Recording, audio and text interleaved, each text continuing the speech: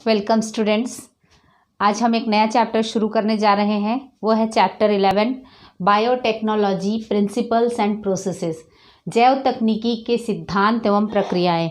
ये यूनिट जो है वो दो चैप्टर में डिवाइडेड है। एक चैप्टर है उसकी सिद्धांत और प्रक्रियाएं हैं, तो दूसरे चैप्टर में इसके बाद के चैप्टर में चैप्टर 12 में हम इसके अनुप्रयोग पढ़ेंगे। तो आज हम डिस्कस करने जा रहे हैं कि वास्तव में जैव तकनीकी क्या है और इसके क्षेत्र कौन कौन से हैं, किस क्षेत्र में जैव तकनीकी के उपयोग हो रहे हैं और जैव तकनीकी शब्द का अर्थ क्या है। तो जैव तकनीकी नाम से ही जाहिर है, जैव मीन्स इसका संबंध है जीवों से और तकनीकी का संबंध है टेक्नोलॉजी या इसको विभिन्न तकनीकों के माध्यम से जीवों का प्रयोग करके, है ना, जीवों का उपयोग विभिन्न तकनीकियों के माध्यम से विभिन्न उपयोगी पदार्थ, उत्पाद और सेवाओं को प्राप्त करने के लिए जीवों का उपयोग किया जाता है। इसमें सूक्ष्म जीव हो सकते हैं या यूकेरियोटिक कोशिकाएं हो सकती हैं, ऊतक हो सकते हैं, उनके अंग हो सकते हैं, कोई पार्ट हो सकता है। तो ये सभी जीवों के यानी कि लिविंग ऑर्गेनिज्म या लिविंग सिस्टम का उपयोग यदि इस तकनीकी का इस्तेमाल करते हुए विभिन्न उत्पादों और सेवाओं को प्राप्त करने के लिए, कोई प्रोडक्ट बनाने के लिए यदि किया जा रहा है तो वो आता है जैव तकनीकी कहलाता है। तो जैव तकनीकी टेक्नोलॉजी और बायोलॉजी के समेकन से, है ना, टेक्नोलॉजी और बायोलॉजी माने तकनीकी और जीव विज्ञान के समेकन या इंटीग्रेशन से बनी विज्ञान की एक नई शाखा है, जिसमें जीवधारियों के अंगों, उनके ऊतकों, कोशिकाओं और उनसे उत्पन्न रसायनों का क्या मतलब है। इसमें से कोशिकाओं के द्वारा, जैसे सूक्ष्म जीवों के द्वारा एंजाइम्स का उत्पादन किया जाता है, हार्मोन्स को निर्माण किया जाता है। तो इन एंजाइम्स और हार्मोन्स का उपयोग करते हुए मानव समाज के लिए उपयोगी उत्पादों, है ना, इनसे, इनकी कोशिकाओं से, उनके अंगों से, ऊतकों से, सूक्ष्म जीवों से, विभिन्न उनसे उत्पन्न रसायनों से उनका उपयोग करते हुए मानव समाज के लिए उपयोगी उत्पादों, है ना, उपयोगी उत्पादों और सेवाओं को प्राप्त किया जाता है। तो इसमें जैसे इंसुलिन का है, इंसुलिन हार्मोन का उत्पादन सूक्ष्म जीवों के द्वारा ही किया जाता है। उसी तरह से कई रेस्ट्रिक्शन एंजाइम्स हैं जो डीएनए को काटने के लिए काम आते हैं, तो वो भी किसके द्वारा उत्पाद किए जाते हैं, ये बैक्टीरिया के द्वारा ही उत्पन्न होते हैं। तो ये टेक्नोलॉजी या बायोटेक्नोलॉजी जीवों के द्वारा तकनीकी का इस्तेमाल करते हुए उत्पादों और सेवाओं को प्राप्त करना क्या कहलाता है, बायोटेक्नोलॉजी कहलाता है। बायोटेक्नोलॉजी वर्ड सबसे पहले कार्ल एरेकी ने दिया था 1971 में। कार्ल एरेकी ने किस दिया था 1971 में। ओल्ड बायोटेक्नोलॉजी सबसे पहले, माने ऐसा नहीं है कि पुराने ज़माने में सूक्ष्म जीवों का उपयोग नहीं किया जाता रहा है उत्पादों को प्राप्त करने के लिए। पुराने ज़माने में क्या किया जाता था कि पौधों और माने पुराने ओल्ड बायोटेक्नोलॉजी में जैसे ब्रेड बनाना है तो फंगस को फर्मेंटेशन करके उनके कवकों के द्वारा क्या ब्रेड प्राप्त किया जाता है। उसी तरह से शराब, किण्वन के द्वारा शराब प्राप्त किया जाता है। इन सब में कवकों का इस्तेमाल किया जाता था। बैक्टीरिया के द्वारा दही, लैक्टोबैसिलस बैक्टीरिया जो है दूध से दही बनाने में काम आता था। तो ये सब टेक्निक्स जो हैं जीवों का उपयोग करके उत्पादों को प्राप्त करना पहले ज़माने में भी किया जाता था, वो ओल्ड बायोटेक्नोलॉजी कहलाता था। आजकल लेकिन मॉडर्न बायोटेक्नोलॉजी में मतलब और कई क्षेत्र शामिल हो गए हैं। इसमें कई और लाभदायक उत्पाद और सेवाएं जो हैं इनसे प्राप्त किए जा रहे हैं। कई प्रक्रम इसमें शामिल हो गए हैं। कौन कौन से और ऐसे प्रक्रम हैं जो इस मॉडर्न बायोटेक्नोलॉजी से जुड़े हुए हैं, जैसे पौधों और जंतुओं की नई किस्में तैयार करना, किसके द्वारा, जीन में उत्परिवर्तन के द्वारा। माने बायोटेक्नोलॉजी में मेन जो है वो रिकॉम्बिनेंट डीएनए टेक्नोलॉजी शामिल है, जिसमें दो अलग अलग जीवों से डीएनए को प्राप्त कर, उसको जोड़कर नए डीएनए प्राप्त कर, फिर उस डीएनए को नए जीव में प्रवेश कराकर, होस्ट में प्रवेश कराकर उसके लक्षणों में परिवर्तन कराना जो है मेन ध्येय है इसका, बायोटेक्नोलॉजी का। तो पौधों और जंतुओं की विभिन्न किस्में जो हैं वो जीन में परिवर्तन के द्वारा प्राप्त किया जाता है।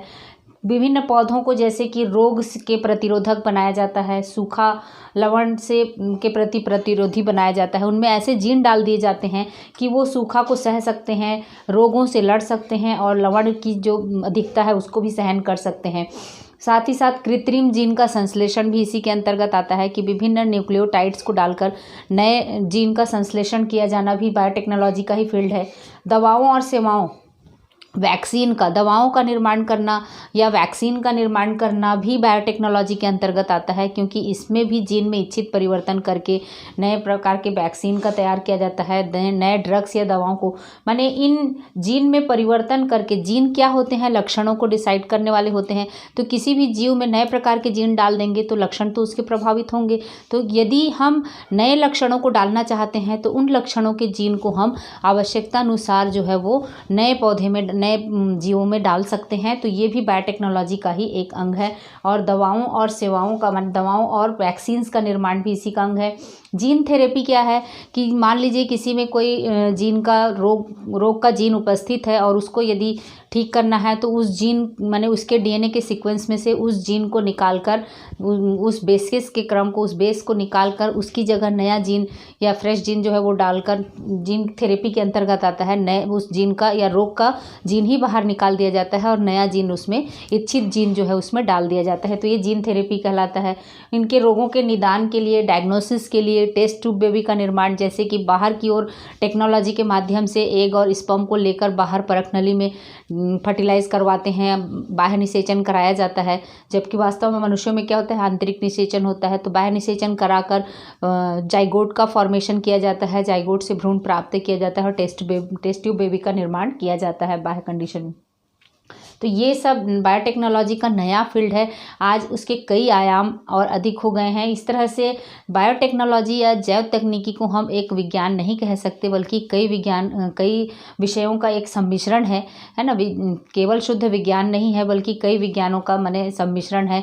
जैसे कृषि, पौधों और पौधों में विभिन्न प्रकार के इच्छित परिवर्तन कराना, वो कृषि के अंतर्गत आ जाता है। साथ ही साथ जब बायोटेक्नोलॉजी का एक और महत्वपूर्ण आयाम क्या है कि इसमें नए नए उत्पाद तो प्राप्त किए जाते हैं, लेकिन बहुत अधिक मात्रा में औद्योगिक स्तर पर प्राप्त कर पाना, इसलिए इसको जैव तकनीकी कहा गया या जैव प्रौद्योगिकी कहा गया है ना। बायोटेक्नोलॉजी इसीलिए कहा गया कि इनके द्वारा सूक्ष्म जीवों का इस्तेमाल करके हम विभिन्न उत्पादों और सेवाओं को, माने चाहे वो केमिकल्स हों और या फिर दवाएं हों, केमिकल्स हों या फिर जेनेटिकली मॉडिफाइड प्लांट या एनिमल्स हों, उनको हम औद्योगिक स्तर पर प्राप्त कर सकते हैं। तो इसलिए इसको बायोटेक्नोलॉजी कहा गया। तो बायोटेक्नोलॉजी को यूरोपियन फेडरेशन ऑफ बायोटेक्नोलॉजी के अनुसार बायोटेक्नोलॉजी की परिभाषा, ये जनरली एग्जाम में, बोर्ड एग्जाम में पूछा जाता है कि EFB के अनुसार बायोटेक्नोलॉजी की परिभाषा या डेफिनेशन क्या है। तो EFBA के अनुसार क्या है बायोटेक्नोलॉजी की डेफिनेशन? जैव प्रौद्योगिकी नए उत्पादों एवं सेवाओं के लिए प्राकृतिक विज्ञान व जीवों, ध्यान से सुनना है इसको, कि जैव प्रौद्योगिकी नए उत्पादों और सेवाओं के लिए प्राकृतिक विज्ञान व जीवों, जीवित कोशिकाओं, इसके घटकों का आणविक स्तर पर समायोजन है। आणविक स्तर मतलब क्या है कि जीवित कोशिकाओं का आणविक स्तर क्या है? DNA और RNA है, जो उनके केमिकल्स हैं, जो मॉलिक्यूल्स हैं, उनके स्तर पर। तो DNA और RNA में परिवर्तन करके, इच्छित परिवर्तन करके नए लक्षणों को प्राप्त करना बायोटेक्नोलॉजी का मुख्य ध्येय है। तो बायोटेक्नोलॉजी दो मुख्य प्रिंसिपल्स पर आधारित है। एक है जेनेटिक इंजीनियरिंग और दूसरा है केमिकल इंजीनियरिंग। जेनेटिक इंजीनियरिंग के अंतर्गत क्या करते हैं? किसी भी जीव की आनुवांशिक पदार्थ जैसे कि DNA और RNA में आवश्यकता अनुसार कोई चेंज कर देते हैं और फिर उस नए DNA को या फिर दो अलग अलग होस्ट जीव से DNA प्राप्त करके नए DNA को बना लिया जाता है और उसको फिर किसी होस्ट में, जहाँ पर परिवर्तन करना है, उस जीव में प्रवेश कराकर उसके लक्षण को परिवर्तन कर देना, ये आता है जेनेटिक इंजीनियरिंग। माने जीन में आवश्यकता अनुसार परिवर्तन करके होस्ट जीव में उसे प्रवेश कराकर उस जीव के लक्षण को परिवर्तित करना क्या कहलाता है? जेनेटिक इंजीनियरिंग के अंतर्गत आता है। माने जीन के में जो परिवर्तन है। उसके बाद केमिकल इंजीनियरिंग इससे जुड़ा हुआ है, दोनों प्रिंसिपल पर आधारित है बायोटेक्नोलॉजी। फिर इसके द्वारा जो परिवर्तन किए गए हैं, उसके बाद ये दूसरा है रोगाणु रहित वातावरण में। एक और एस्पेक्ट है बायोटेक्नोलॉजी का, रोगाणु रहित, यानी कि एसेप्टिक कंडीशन में सूक्ष्म जीवों या माइक्रो ऑर्गेनिज्म या यूकैरियोटिक सेल्स की बहुत अधिक संख्या में वृद्धि करके लाभदायक रसायनों का उत्पादन किया जाता है या एंजाइम्स को प्राप्त किया जाता है या वैक्सीन को प्राप्त किया जाता है। जैसे इंसुलिन हार्मोन का उत्पादन जो है वो बैक्टीरिया के द्वारा प्राप्त किया जाता है। तो एक इंसुलिन का जीन, जैसे पैंक्रियास की कोशिका में जिस जीन के द्वारा इंसुलिन बनता है, उस जीन को पहले बाहर निकाल लिया जाता है। फिर उस जीन को बैक्टीरिया में उपस्थित एक एक्स्ट्रा क्रोमोसोमल यूनिट होता है, प्लाज्मिड होता है, उसके साथ जोड़कर नए डीएनए को प्राप्त किया जाता है जिसमें इंसुलिन का जीन उपस्थित है।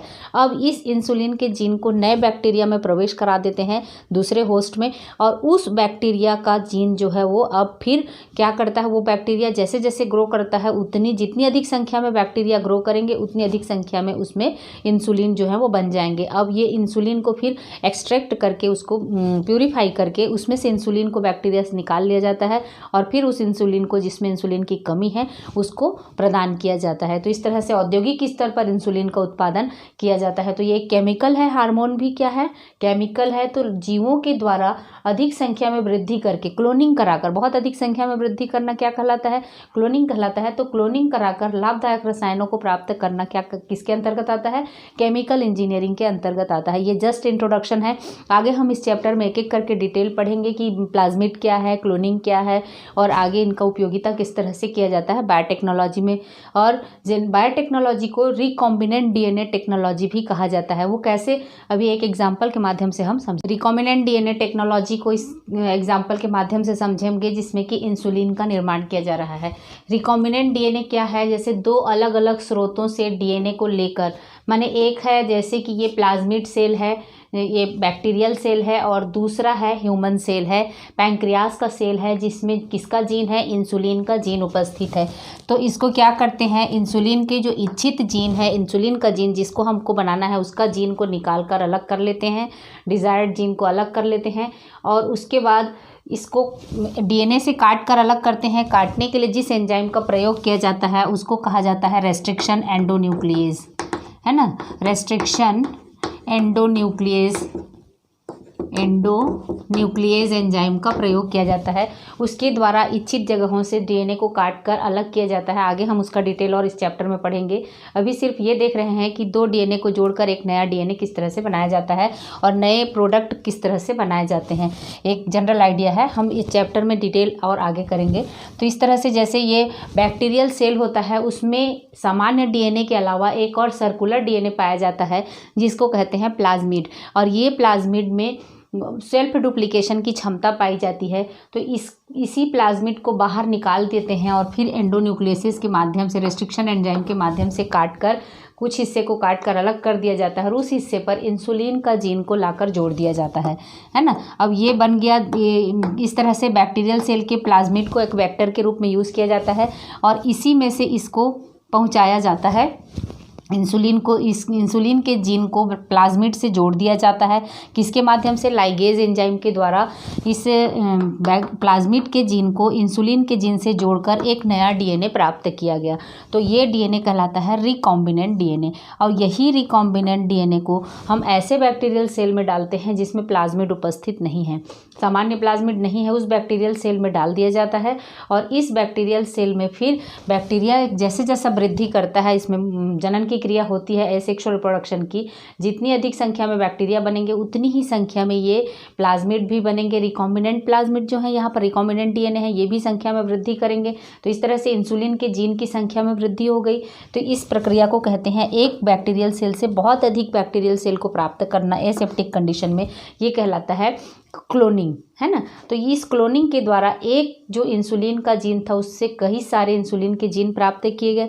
अब इसको बैक्टीरियल सेल से पृथककृत कर लिए जाते हैं और ये सारे इंसुलिन को एक बॉटल में भरकर फिर दवाई के रूप में उपयोग किया जाता है। तो यही है मेन बायोटेक्नोलॉजी का सिद्धांत, जो है कि डीएनए को काट कर छाँट कर उसमें फेरबदल करके नए प्रकार के डीएनए को प्राप्त किया जाता है जिसमें नए इच्छित जीन को पहुँचाया जाता है किसी होस्ट में, फिर उस होस्ट के रेप्लिकेशन के द्वारा होस्ट की संख्या में वृद्धि के करवाकर, बहुत अधिक संख्या में वृद्धि कर उसका औद्योगिक स्तर पर फिर उस उत्पाद का या उस सेवाओं का उत्पाद का माने उत्पादन किया जाता है।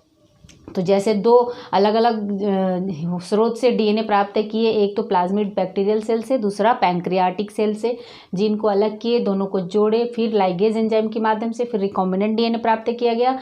इस रिकॉम्बिनेंट डीएनए को ऐसे बैक्टीरियल सेल में होस्ट में प्रवेश कराया गया जिसमें प्लाज्मिड नहीं था, फिर उसके प्लाज्मिड के साथ में, बैक्टीरियल सेल के साथ में ये प्लाज्मिड जो है वो ग्रो करके क्लोनिंग की प्रक्रिया के द्वारा बहुत अधिक संख्या में प्राप्त किए गए।